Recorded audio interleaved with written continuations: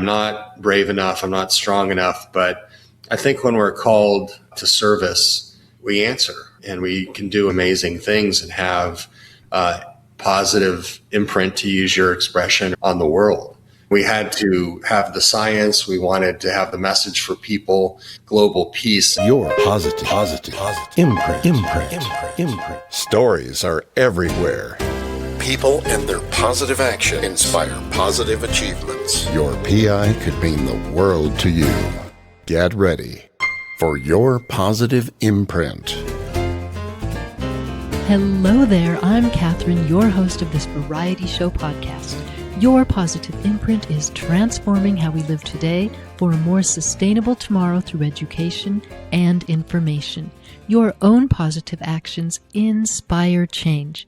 Follow me on Instagram and my YouTube channel, Your Positive Imprint, and you can also follow me on Facebook and connect with me on LinkedIn. Check out my website, yourpositiveimprint.com, where you can learn more about the podcast and sign up for email updates. Thank you so much for listening. Music by the legendary and talented Chris Knoll. chrisknoll.com, ChrisNole. Thank you again for listening and for your support of this podcast. Your Positive Imprint. What's your PI? Wow, oh my gosh, today's guest is already a legend, a legacy filled with brilliant and inspiring positive imprints. Setting records certainly draws attention. So who is this remarkable figure? Robert DeLaurentis is an author, entrepreneur, exceptional pilot, and a retired veteran lieutenant commander in the United States Navy. As the solo pilot, he flew from the South Pole to the North Pole and everywhere in between, navigating his twin-engine propeller plane powered by biofuels, which I'm really excited about. And during his journey as peace pilot, he also gathered data for research in collaboration with Scripps Institution of Oceanography and also NASA. He embarked on this adventure as a global citizen on a mission to inspire change and leave even more positive imprints while facing what he calls his greatest challenge of all, fear, while maneuvering through the notorious Drake Passage. His peace mission extends beyond just humanity. It encompasses harmony with all of nature. Well, Robert is indeed a legend, having been inducted into the Legends of Flight Hall of Fame at the Air and Space Museum in San Diego. And I am thrilled.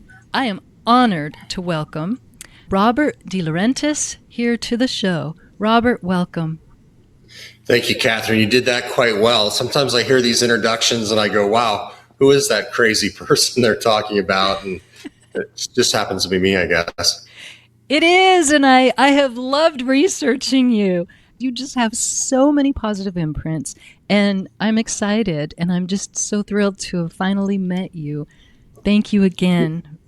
You are listening to Part 2, Episode 240 with Robert DeLaurentis as he continues sharing his mission in his twin-engine propeller plane, Citizen of the World. We're really happy with the results that we achieved since we started the foundation in 2013. I reflect back, and there's a lot in the world, and it all connects together almost perfectly with the completion of the movie. In the film, it was emotional, I think, for anybody watching it, knowing that this occurred. And you said in the movie, Peace Pilot, this isn't fun anymore. I'm scared.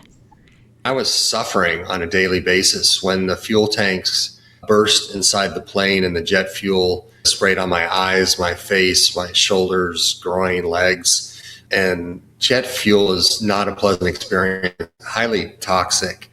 And my skin was burnt. I ended up flying the remainder of the trip with close to probably 100 gallons of jet fuel in the floorboards. And it was like living in a fuel tank. So your eyes would burn, your sinuses would burn. And when you would swallow, you could taste the fuel. A wonderful spiritual woman, a mentor of mine, Susan Gilbert. She was the one who got my text over the Drake Passage when I didn't think I had enough fuel. I texted her and said, I don't think I'm going to make it. So again, pretty emotional, but yeah, there was a lot of people pulling for me. I'm glad you had the experience and that you had the expertise and that you were not going to give up on yourself. It was interesting, Catherine. There was a point, and maybe the most important point on the trip, aside from me getting home alive, was there was a point where the mission became more important than me. And when that fuel tank burst, when I was fueling in Dakar, Senegal, your inclination when you get jet fuel in the face is to back away. I fell out of the plane.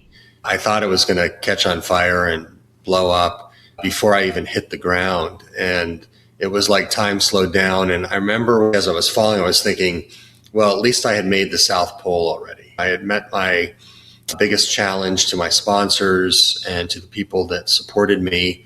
And I thought, okay, now it's just my time.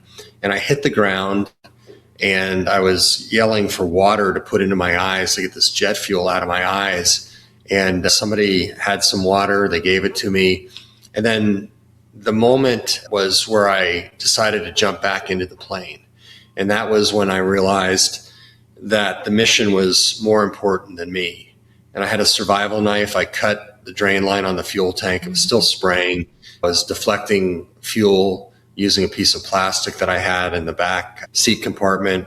And I was fighting to save the citizen like it had fought so many times to save me.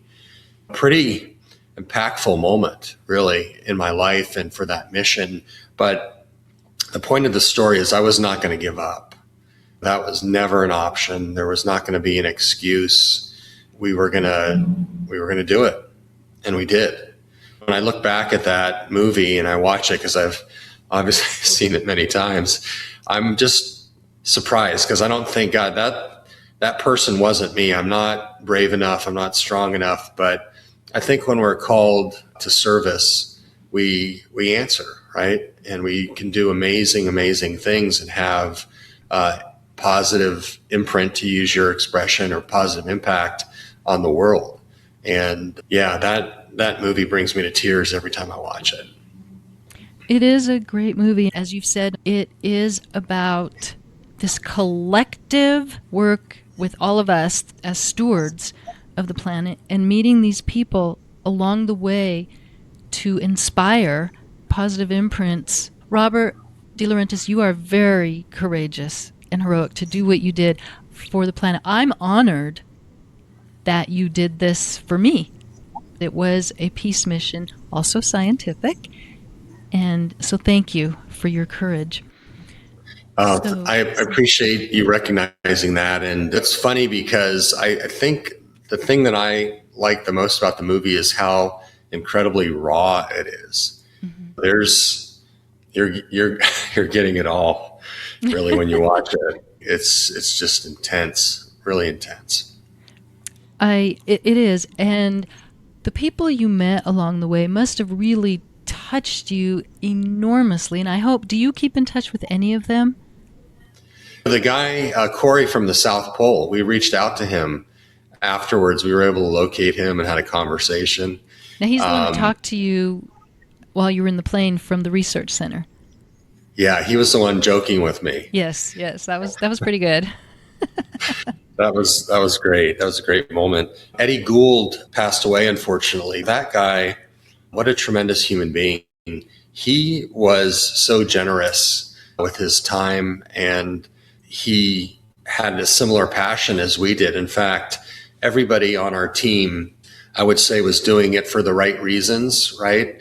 Obviously, this trip cost a lot of money and a lot of resources, a lot of time, and these people were just giving. And it was such an example for me to just keep being generous and taking chances to move the mission ahead. They inspired me, right? So for somebody to say, oh, Robert, you inspired us, I would say, well, I was being inspired at the same time by these people that were my teachers and my mentors and believers. Yeah, and I'm sorry you lost Eddie Gould. I saw that you dedicated the movie to him. You were inspired by others. You met these amazing women in Bulgaria. And Georgia over in Europe, she's a female pilot. And it's difficult to become a pilot in those places. Yeah, there was an earlier statement a lady said, she goes, it's not just what you do, it's what you don't do. Mm-hmm. And I remember hearing that and then listening to it many times when I watched the movie. And I thought, wow, that's powerful, because that's a whole side of this that I hadn't even considered, because we're out there doing. But keep in mind, the things you don't do also have an impact on the world too.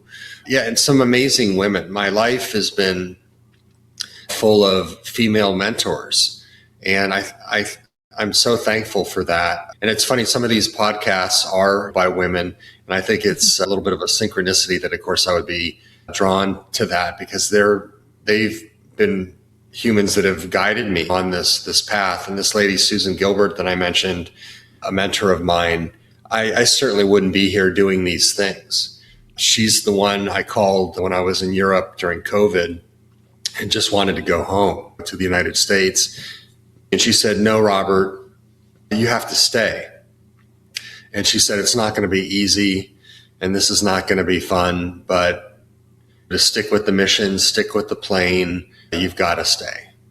And I just remember sort of having a moment where I was like, I really am not enjoying this, and I don't want to spend the next 6 months away from family and friends when the world's having a meltdown. Mm-hmm. So, no, inspiration comes from many people. And for example, my father, he was a successful guy. Some of the strongest lessons I learned from him were how not to do stuff, because I watched him and he didn't have great results with everything that he did, but that allowed me to witness it and come up with a different game plan. Yeah. Well, you are role modeling for the world, doing things, taking action. And not everybody needs to fly a plane. There's other ways to collectively work. And I'm going to bring up a quote here in a little bit in closing, because it's my absolute favorite quote from you that I found on one of your websites. You alluded to it a little bit earlier, but let's go back to your mission and the flying. I have a question about that. Did you compare your pictures of the Arctic or even the Antarctica and what it looked like with pictures way back when, decades and decades ago, as far as the snow and the melt? Actually in Alaska, there was a place where we were filming in front of a glacier, and it had receded in the last 100 years. And we were filming at the spot where it used to come to, and then you could see a great distance behind where it actually was. So there was that space. But on my recent trip back to Antarctica, what I didn't realize is that the continent doubles in size in the winter. Did you know that? Because the water freezes.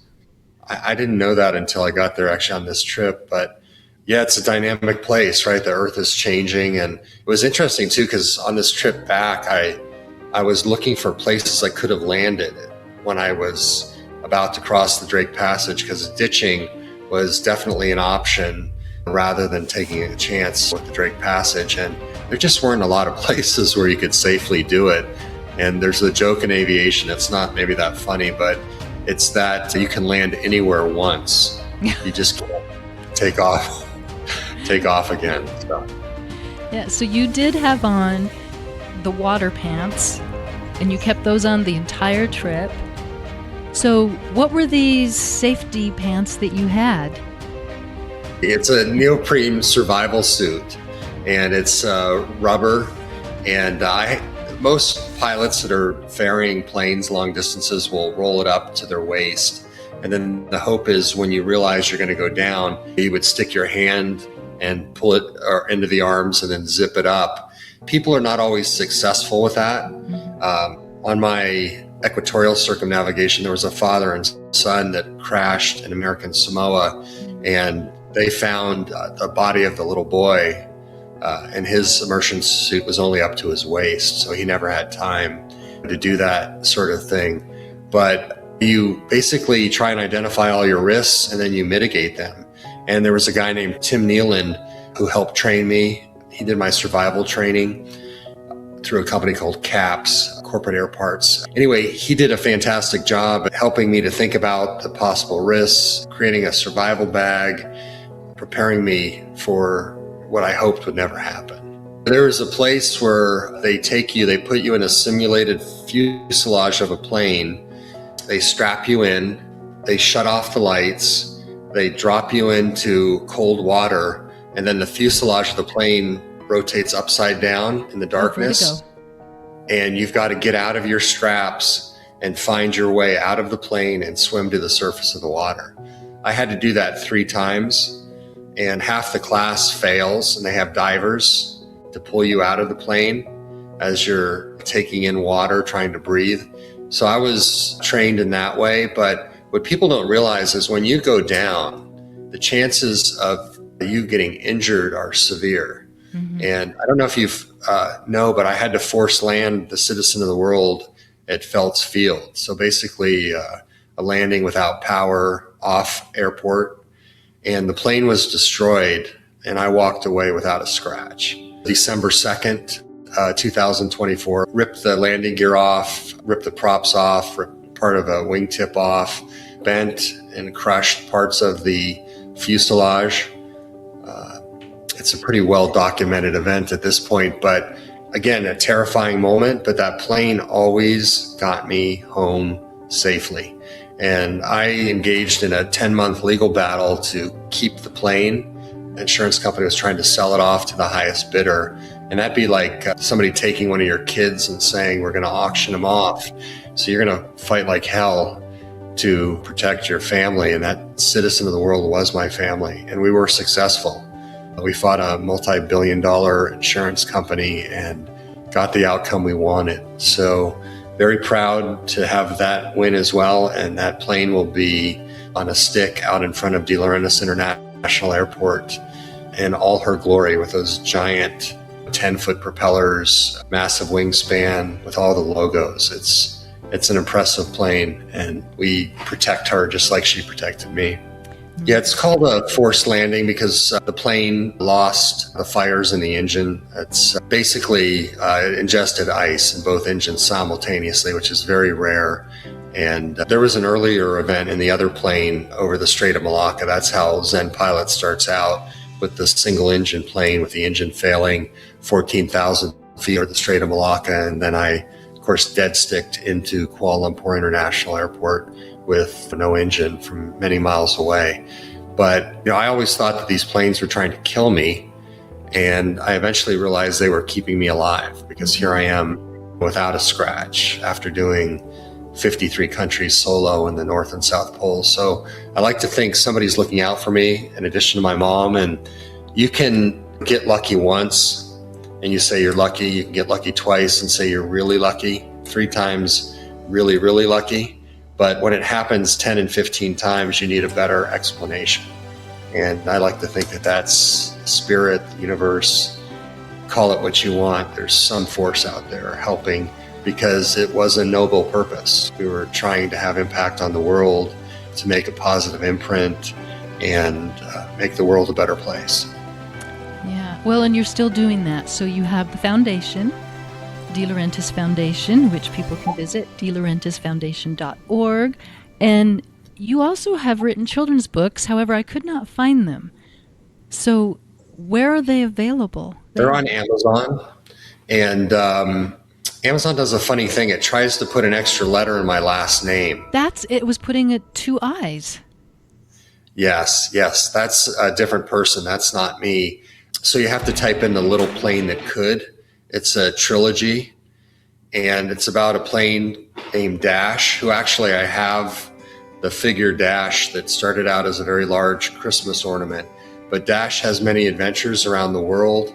He flies to many countries, meets many other planes along the way, and eventually finds his way to, of all places, DeLaurentis International Airport, and gets some help that he needs. So, we've actually sold a lot of those children's books, and the money goes to the foundation. I don't take anything out. I've only put money in since 2013, but we're really excited because it helps fuel that passion in young kids. A lot of the big aviation sponsors, which we're very thankful for, they tend to focus on high school kids because they're getting close to flying. But we believe that the passion for flight starts at a much earlier age. And Susan and I were in South Africa, and there was a little girl in a high chair that pointed up at a plane that was flying over, and her parents were totally ignoring her, but she was intrigued by this plane. So I think it starts very early in life. I agree. So you have the little plane that could. There's different versions of that, with the little plane that could doing different things. It's a trilogy. And then there's the book Flying Through Life, and then we've talked about Zen Pilot and Peace Pilot as well. Yeah, so you've authored a number of books. I am an educator and I work with little children, so I will certainly be pulling this book, The Little Plane That Could, with the main character named Dash. Sounds like an awesome book. You were in Chena Hot Springs, Alaska, and you were speaking with a gentleman there who uses geothermal energy. And he said to you, your mission can save the planet. So tell me about that, and how does that make you feel? Yeah, I think it's the science that Bernie was referring to. Very intense guy, has done some amazing things with energy. When you think about the fact that biofuels put less into the atmosphere, it's a more sustainable way to power aircraft and vehicles. When you look at the fact that we don't need to send rockets necessarily into space, it's a focus on the planet. It was one planet, one people, one plane. And you see the planet in all its glory, right? Over the North and South poles, some of the most beautiful spots on the planet. And I think the more that people are aware that that's out there and that we can have impact on the planet, literally physically have impact by watching what we burn and conserving our resources and maybe funding some great efforts to that end. And then the people, right? How we interact is a way to save the planet too. When we're in the midst of all these wars, certainly getting out and understanding that people are more like you than different. It's easier to think something maybe bad about somebody else, but when they're standing in front of you, you see they're human just like you, with all the same fears and hopes and dreams and family, and we're the same. We really are. And our skin may be a different color, our religion may be different, our socioeconomic class might be different, but at the core, we are connected in oneness. You are an awesome person with such courage, and to fly through life, so to speak, and from pole to pole. Everybody's role is different. It doesn't mean that people watching have to go out there and learn to fly and outfit a plane and fly over the poles. Everybody has a different role. Like what you're doing, Catherine, by getting this out into the world is enormously helpful to us and to our mission. It takes a group of people working together. So we're so thankful that you've taken an interest in what we've done, and you're creating this podcast that'll be seen by many people. So thank you for that. Oh, Robert, I am honored to meet you, and thank you for your words as well. But this has been an honor for me. So your mission definitely can save the planet as we speak, to continue with positive imprints. And I love your quote, as you've kind of been using it here and there throughout today, but I'm going to read the whole quote. We are dedicated to connecting the South Pole to the North Pole and everyone in between as citizens of the world on a mission of one planet, one people, one plane, oneness for humanity. This resonates so deeply.